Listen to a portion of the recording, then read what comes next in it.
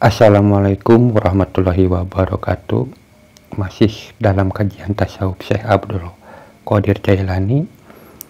Tema hari ini tidak berpaling kepada makhluk.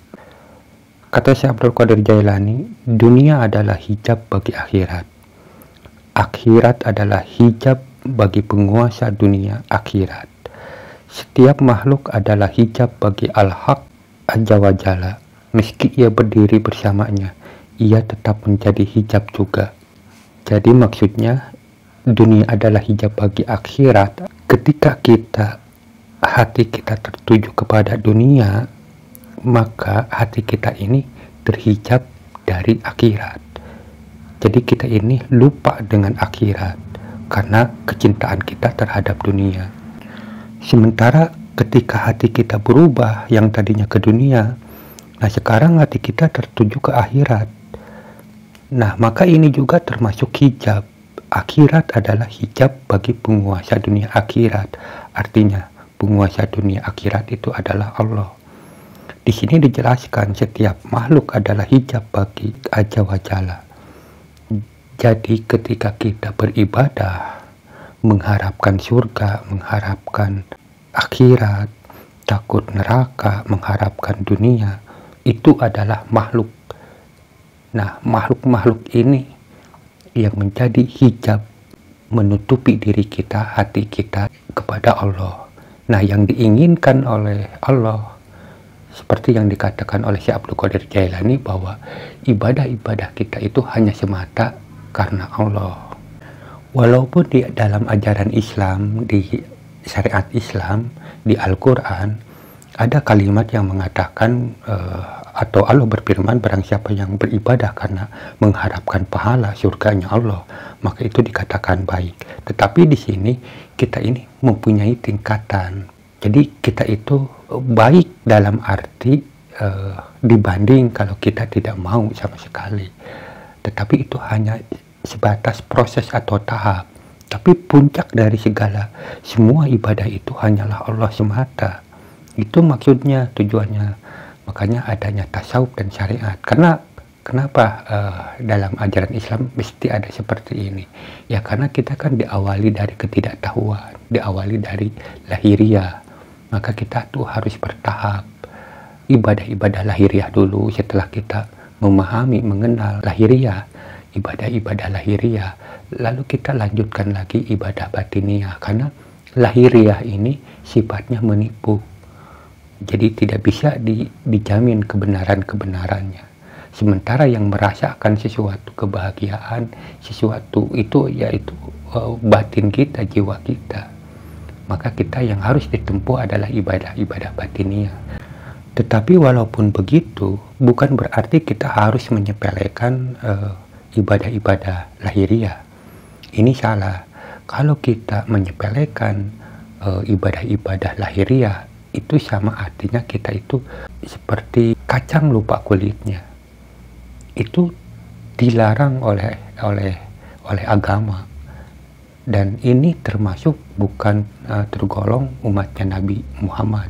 Karena Rasulullah SAW mengajarkan syariat-syariat Islam itu ya untuk kita. Jadi kita itu harus syariat lahiriah jalan, batiniah pun jalan. Karena kalau kita harus menghilangkan lahiriah,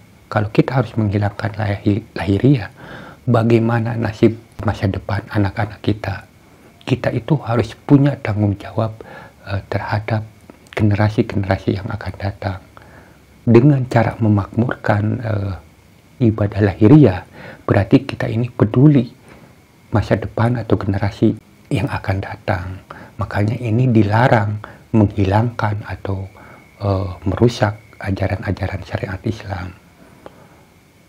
Walaupun dalam kalimat ini ibadah batiniah yang lebih diutamakan, tetapi sekali lagi ibadah lahiriah tidak boleh ditinggalkan. Selama kita masih hidup, lahiriah harus dijalankan.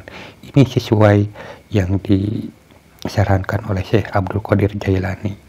Dan katanya, janganlah kamu berpaling kepada makhluk, dunia atau sesuatu selain Allah Subhanahu wa Ta'ala, sehingga kamu datang ke pintu Allah Subhanahu wa Ta'ala dengan langkah nuranimu dan kejuhudanmu terhadap sesuatu selain Dia, serta telanjang dari segala sesuatu, semata-mata memohon pertolongan kepadanya dan memandang kepada ketentuan dan ilmunya. Jika telah terbukti sampainya hatimu dan nuranimu, serta keduanya masuk dekat dengannya, Dia akan menyambut dan menolongmu. Jadi katanya ketika kita sudah benar-benar dekat dengan Allah, sudah lepas dari segala makhluk, maka Allah itu akan menyambut dan menolongnya. Katanya seperti itu. Dia akan memerintah dan menjadikanmu sebagai tabib bagi hati manusia. Nah, jadi ketika kita sudah benar-benar sampai kepada Allah, kita ini akan diperintahkan kepada manusia untuk menjadi tabib, karena manusia yang belum sampai kepada Allah itu dikatakan masih sakit atau masih ingkar, perlu untuk dinasihati atau untuk diobati. Dan katanya kesalihan itu mempunyai tanda-tanda di depan para wali. Ahli firasat dapat mengenalinya. Isyarat yang berbicara tentang kewalian itu bukan lidah. Nah, di sini ada kalimat isyarat yang berbicara tentang kewalian itu bukan lidah.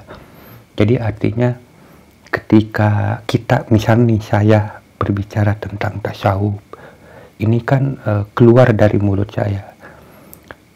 Nah, apa yang keluar dari mulut saya ini bukan suatu tanda bahwa saya itu seorang wali. Jadi ciri atau tanda-tanda seorang wali itu bukan dari ucapan-ucapannya, bukan dari pengetahuan yang keluar dari mulutnya, tetapi dibarengi dengan perilaku, dengan akhlaknya. Nah, makanya saya sering mengatakan ke teman-teman di channel yang lain bahwa orang yang berbicara tasawuf di YouTube kebanyakan itu bukan wali. Bahkan saya hampir 100% dikatakan bukan wali, termasuk saya. Sekalipun saya berbicara tentang tasawuf, saya pastikan bahwa orang itu bukan seorang wali. Karena seorang wali itu yang dilihat itu bukan dari lidahnya atau dari ucapannya, tetapi sinkronisasi antara lidah dan perbuatannya, ditambah aura yang dipancarkannya. Dan katanya barang siapa yang menginginkan kejayaan, hendaklah ia mengorbankan diri dan hartanya untuk Allah Subhanahu wa Ta'ala, dan mengeluarkan makhluk maupun dunia dari hatinya, seperti menarik rambut dari roti atau susu. Demikian pula hendaknya ia mengeluarkan akhirat atau segala sesuatu selain Allah Subhanahu wa Ta'ala. Kalimat ini sangat jelas. Jadi katanya kalau seumpama kita ingin menjadi orang yang jaya menguasai alam semesta ini, maka hati kita itu harus bisa mengeluarkan makhluk. Jadi segala sesuatu yang namanya makhluk itu kita harus keluar semuanya, kecuali hanya Allah yang ada di hati kita. Nah, kalau sudah bisa seperti itu, berarti kita menjadi manusia yang jaya menguasai alam semesta, mungkin seperti itu.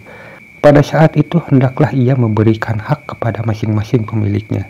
Silahkan kamu memakan bagianmu di dunia maupun akhirat, namun hatimu tetap di pintunya sedang mereka berdiri melayanimu. Janganlah kamu memakan bagianmu dari dunia di mana ia duduk sedang kamu berdiri. Bahkan ketika semua di pintu Allah Subhanahu wa Ta'ala, hendaklah kamu tetap duduk dan mereka berdiri untuk melayanimu. Dunia akan tunduk kepada orang yang berdiri di pintu Allah Subhanahu wa Ta'ala. Menghinakan diri kepada orang yang berdiri di pintunya, dunia maupun akhirat berada di bawah telapak kaki orang yang kaya dan mulia karena Allah Subhanahu wa Ta'ala. Para ahli sufi rela kepada Allah Subhanahu wa Ta'ala bagaimanapun keadaannya di dunia maupun di akhirat, asal mereka dekat dengan Allah Subhanahu wa Ta'ala. Jadi di sini dijelaskan para sufi katanya rela kepada Allah Subhanahu wa Ta'ala bagaimanapun keadaannya. Jadi seorang sufi ini tidak peduli dia dimasukkan ke surga atau ke neraka, dia tidak peduli. Yang penting di hatinya para sufi itu dekat dengan Allah. Jadi para sufi itu tidak mempedulikan lagi dirinya apakah dia Mau masuk surga atau neraka itu sudah masa bodoh. Yang penting dia dekat dengan Allah. Itu kata Syekh Abdul Qadir Jailani. Mereka tidak meminta kepada selain Allah Subhanahu wa Ta'ala. Mereka mengetahui bahwa dunia itu telah selesai dibagi sehingga mereka tidak memintanya. Mereka juga tahu bahwa derajat di akhirat atau kenikmatan surga pun telah selesai dibagi. Jadi mereka tidak memintanya. Mereka tidak menginginkan kecuali ridhonya Allah Subhanahu wa Ta'ala. Manakala mereka memasuki surga, mereka tidak membuka matanya sehingga melihat cahaya wajah Allah Subhanahu wa Ta'ala. Jadi kalimat ini sebenarnya seperti begini. Mereka mengetahui bahwa dunia itu telah selesai dibagi sehingga mereka tidak memintanya. Ini adalah kalimat, sebenarnya kalimat penyederhanaan. Artinya karena seorang wali ini tidak meminta apa-apa dari Allah kecuali Allah saja, ini terkesan seperti bahwa dunia itu sudah selesai dibagi-bagi. Jadi terkesan seperti itu. Padahal sebenarnya bukan itu. Cuman karena wali ini tidak meminta sesuatu dari Allah kecuali Allah itu sendiri, maka ini terkesan seakan-akan buat apa dunia, kan kita sudah dibagi-bagi, ngapain minta lagi. Terkesan seperti itu, padahal bukan itu. Cintailah jalan mentauhidkan Allah Subhanahu wa Ta'ala. Barang siapa hatinya tidak menjauh dari makhluk dan asbab, maka ia tidak akan mampu meniti jalan para nabi, siddiqin dan salihin, sehingga ia menerima yang sedikit dari dunia dan selebihnya ia pasrahkan kepada tangan qadar. Nah, di sini sangat jelas apa yang dikatakan oleh Syekh Abdul Qadir. Katanya, barang siapa hatinya tidak menjauh dari makhluk dan asbab, maka ia tidak akan mampu meniti jalan para nabi. Di dalam sholat, di dalam Al-Fatihah kan kita memohon untuk diberikan petunjuk jalan menuju Allah atau jalannya para nabi. Nah, sekalipun kita berkata berulang-ulang, beribu-ribu kali, berjuta-juta, bermiliar-miliar kali kalimat-kalimat itu diucapkan, maka kita tidak akan menemukan jalannya para nabi, karena di hati kita masih ada makhluk. Satu-satunya cara agar kita bisa menemukan jalannya para nabi, para salihin, para sadiqin, maka kita harus mengeluarkan makhluk itu dari hati kita. Diriwayatkan dari Hasan Al-Basri radhiyallahu anhu, dia berkata, nasihatilah manusia dengan ilmu dan ucapanmu. Wahai pemberi nasihat, nasihatilah manusia dengan kesucian nuranimu dan kekuatan hatimu. Jangan kamu nasihati mereka hanya dengan kebaikan lahirmu, sementara hatimu busuk. Allah Subhanahu wa Ta'ala telah menetapkan keimanan di hati orang-orang yang beriman sejak sebelum mereka diciptakan. Ini termasuk ketetapan terdahulu. Namun demikian, tidak boleh hanya pasrah pada ketetapan terdahulu, tetapi harus berusaha dengan sungguh-sungguh untuk mendapatkan iman dan yakin itu dengan senantiasa berdiri di pintunya. Di sini ada kalimat Allah Subhanahu wa Ta'ala telah menetapkan keimanan di hati orang-orang yang beriman sejak sebelum mereka diciptakan. Tetapi di sini ada kalimat ini termasuk ketetapan terdahulu, namun demikian tidak boleh hanya pasrah pada ketetapan terdahulu, tetapi harus berusaha dengan sungguh-sungguh. Mungkin bagi kita akan bingung dan pusing. Artinya kalau memang kita sudah ditetapkan menjadi buruk, ya kenapa mesti kita berusaha? Kalau kita ditetapkan harus baik, kenapa kita harus berusaha? Kan pasti begitu. Kalimat ini yang dipakai oleh Syekh Abdul Qadir Jailani, ini kalimat sederhana yang istilahnya bagi orang-orang awam yang agar mudah dipahaminya. Jadi maksudnya begini, bahwa Allah menetapkan iman seseorang atau apapun, Allah menetapkan seseorang atau sesuatu sejak zaman dahulu itu melalui hukum-hukum sunnatullahnya. Bukan secara, misalnya gini, si A ini ditetapkan oleh Allah menjadi seorang wali sejak zaman dahulu. Nah, memilih atau menetapkan menggunakan si A ini bukan berarti si A ini harus jadi wali dari zaman dulunya itu harus jadi wali. Bukan seperti itu maksudnya. Karena kalau begitu ini akan mencederai sifat Allah yang maha adil. Jadi sebenarnya bahwa Allah itu adil. Jadi semua manusia si A sampai si Z ini memiliki keinginan yang sama. Dia berlomba-lomba menuju Allah. Tetapi karena setiap manusia ini sudah memiliki kemampuan peralatannya masing-masing, dan itu tergantung si orangnya itu sendiri. Bagaimana cara menggunakannya? Apakah dia sungguh-sungguh atau tidak, atau leha-leha atau tidak? Nah, ketika dalam berprosesnya itu, nah di situ siapa yang akan masuk melalui hukum sunatullahnya. Misalnya ketika si A, ternyata si A yang ketika berusahanya masuk ke hukum sunatullah, maka si A inilah yang menjadi wali itu.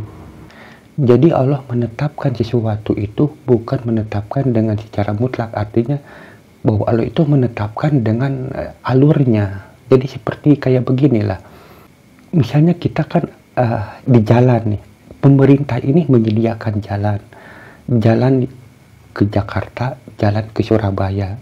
Ini pemerintah membuat jalan. Nah, kita mau kemana ini? Kita mau ke Surabaya atau ke Jakarta.